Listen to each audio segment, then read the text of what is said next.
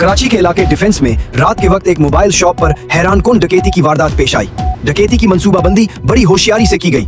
सबसे पहले एक शख्स आम कस्टमर बनकर दुकान में दाखिल हुआ और दुकानदार को बातों में मसरूफ रखे रहा। इसी दौरान उसके दो साथी एक बैग लेकर दुकान में दाखिल हुए। उन्होंने वो बैग अपने साथी को दिया और उसने बैग में से पिस्तौल निकाल लिया। बाकी दोनों डाकुओं के पास भी असलहा मौजूद था। इसके बाद तीनों डाकू बड़े इत्मीनान के साथ दुकान के मोबाइल फोन जमा करने लगे।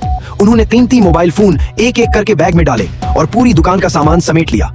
इस दौरान दुकान में मौजूद एक बच्चा खामोशी से छुप कर ये सारा मंजर देखता रहा। डाकुओं ने इंतहाई सुकून के साथ पूरी दुकान साफ की और अंदाजन 70.5 लाख रुपए मालियत के मोबाइल फोन लूट लिए। जब वो दुकान से निकलने लगे तो जाते हुए दुकान का शटर भी नीचे गिराकर बंद कर दिया और आराम से मौका से फरार हो गए। सवाल ये है कि आखिर ऐसे वाकयात का नोटिस हुकूमती और कानूनी इदारे कब लेंगे? जब इस मुल्क में टैक्स देने वाले शहरियों की जान और माल ही महफूज न हो तो ये एक संगीन सवाल बन जाता है।